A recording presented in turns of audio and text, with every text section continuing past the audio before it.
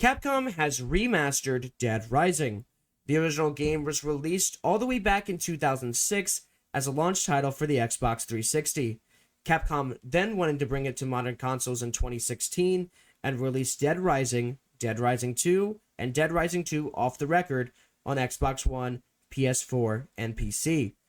Then decided the world doesn't have enough Dead Rising and remastered it again. I bought it, I played it, and I'll talk about it not only because it's one of my most popular videos, but because I love this series. Except for you, and parts of you. So I like half of the series, but these games are just so unique. I just love an excuse to play them, so here I am. Alright, let's talk about some changes to the game. We'll start with the little stuff that I noticed, and we'll work our way up to like big stuff like gameplay additions. Everything is now voice acted. Are you? I wouldn't do that if I were you. But you young folks never listen to me. In the original game, there was just text on screen for transmission calls, and whenever you save somebody at the end, that they had their little dialogue. That's all voice acted now. The transmission calls, you can just entirely skip. You can skip all of the dialogue. I spotted a cop. Go shit. Hey. No! It's too... Help! I know. Hey. It's too dangerous here.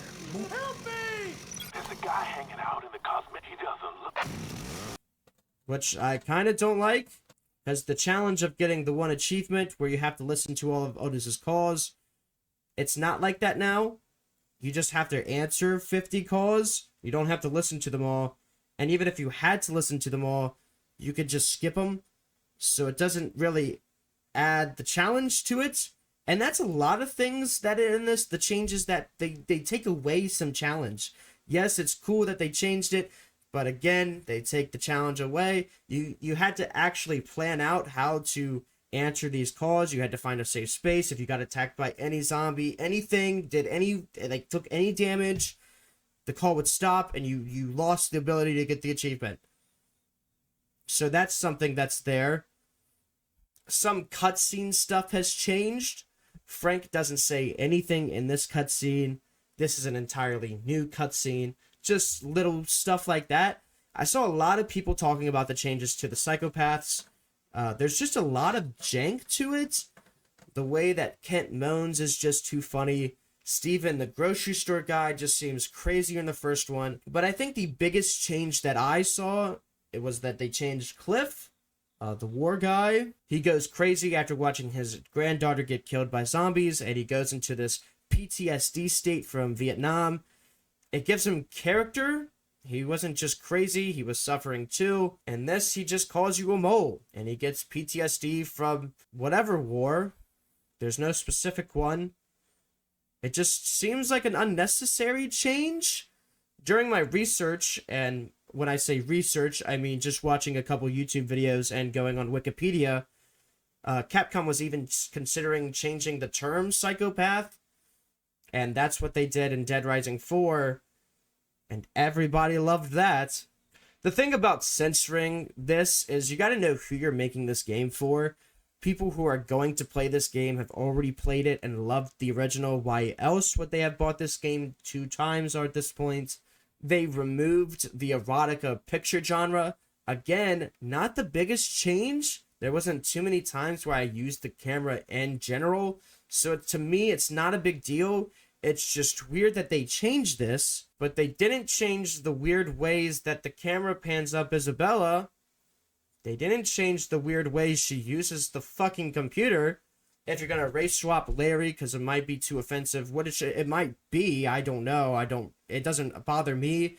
It might bother somebody. But if you're gonna change all this other stuff, you're gonna change Cliff so he doesn't mention Vietnam. You change the dress that Cheryl wears because it's too revealing. But you don't change other stuff that is kind of weird and outdated. So if you're going to change it, you should change all of it. And because it just kind of comes off as you're changing stuff to be more acceptable, but you don't go all the way with it. Now let's talk about the gameplay stuff. The leveling to me just felt way too fast. I don't know if it actually is faster, but you definitely get more experience from things.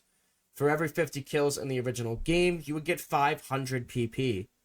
In the remaster, you get 3,000 per 50.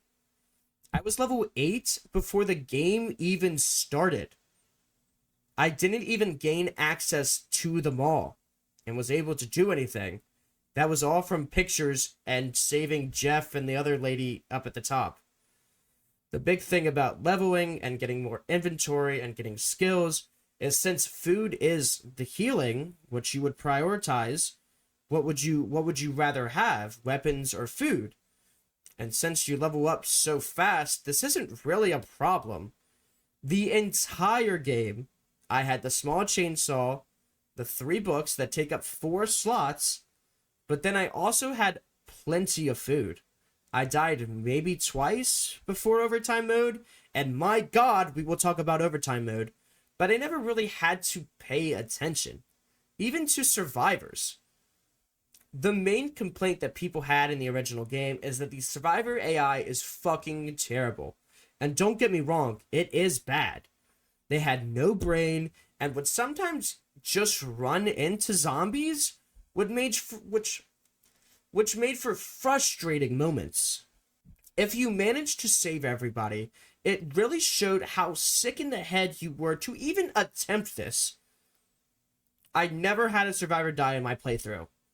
There was only a couple times where they would get stuck and I would actively have to try to save them, but getting them to the safe house for the most part was really not a challenge. They would just bob and weave through the zombies. They never really got stuck like they used to, which making saving all of these people easier, but it's a little less impressive if you do this. But thank fucking God they added stairs here. Trying to get 4 or 5 people to jump on this small platform and watching this unfold was very painful. There was only a couple times I even had to pay attention to survivors. Even with a big group, I never really had trouble escorting them back. They have this new mechanic where survivors have favorite items or something. I never really used this or gave them anything, so I have no clue how that works. But it's there if you want to give them shit. You can now skip time. If you go to a bathroom or any save point, you can jump time ahead. And when I first saw this, I didn't like it. I thought this was stupid because the whole purpose of the game is the time factor in all of it. You know, you have to wait 3 days. You have to uncover the truth because you're a journalist. You have to see what happens. But as I progressed through the game, I really didn't mind. And I actually started liking the change. I didn't realize how much dead time there was in there when you literally have nothing to do. So for people that just want to experience the story, just skip to the story cases and there you go. If you don't like it, then just don't use it. But it's also there if you want it. Another small change is this PP stickers. You have a list of them all now, and the game tells you where in the mall the sticker is, and even the exact store. Again, I didn't like this before, but since I started going for them all and getting all the achievement, it kind of is nice to have a list of them in-game of where you are. It does carry over from playthrough to playthrough, which is something I did not expect. So if you photograph 50 of them like I did in my first playthrough, and then you go in again with the same character, the same Frank, the same save, they're all still there. You don't have to re-photograph them, which again is kind of cool, but then it takes the challenge away from it, from finding them and remembering 100 stickers. If you like that kind of thing, and you're an achievement hunter, it makes it very easy. But again, it's a little less impressive if you actually do it all. But if you don't care about that, it's not a big deal. So this is editor me. I totally forgot to mention the psychopath battles. Whenever you're fighting psychopaths, they become invincible for whatever reason. They decide to go with the Dead Rising off the record system. When you can't damage them, you can still hit them, but it does literally nothing. I don't know if it takes durability off your weapons in this one. I think it did in Off the Record. I couldn't tell a difference. I only used the chainsaw, so it had like fucking infinite durability, so I didn't really care. But that's something I totally forgot to talk about. And also, zombies can shoot you now. Another thing that I totally forgot about because it did not matter, and I think I only got hit by it once. But it is something if you do notice that.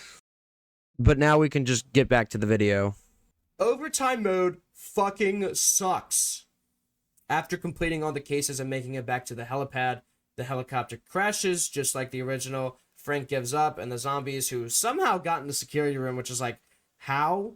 But Isabella saves you for overtime mode, where Frank needs to collect random things to make a cure because he was bit. And this is so painful. From what I remember, I have not played the original game in years since my video I made on it, to be fact. So, from what I remember, this is only off memory. The original soldiers weren't that bad. They would shoot at you, but there wasn't like that many, and you could take them down in like 3 or 4 hits with the chainsaw. So, from what I remember, it was not this bad. In this, there is so many fucking guys, and once they start shooting at you, you can't fucking move. Because one starts shooting you, okay? One starts shooting you, he runs out of ammo. He reloads. As he's reloading, all of his friends who have machine guns, they start unloading all of their bullets, and whenever they're done, the first guy, he's done reloading, and he shoots all of his bullets, then all of his friends are done reloading, and now you're dead. Once you start getting shot, you get stun locked, and you cannot move. And you should just reload the save at this point, because they are going to kill you, take all your clothes and weapons, put you in this fucking van, and play this minigame, which sucks. I have no clue if this was in the original game. I've never seen this, but if you fail the minigame, you lose so much time that there really isn't even a point to attempt it. At some point, I said, fuck it, and every time I died, I just reloaded from the checkpoint and just tried to brute force myself through it. So once you get all the random knickknacks, Isabella wants you to find some queens, and again, I had to cheese this. I would just find, some zombies in this little group by the gun store near the hideout. So if one of the zombies had a queen, I would kill them, grab the queen, reload the zone, and once, it can only let you do this like twice, I've seen. I don't know if that's true. I would just switch to a different zone, and then get more queens, reload, get more queens, reload. That's what I would do, and I would just cheese it, because if you got seen by the soldier guys, they would fucking hunt you down and kill you. At some point, I thought, do you have to stealth this? Is it possible for you to just run around all the guys? No, it's not.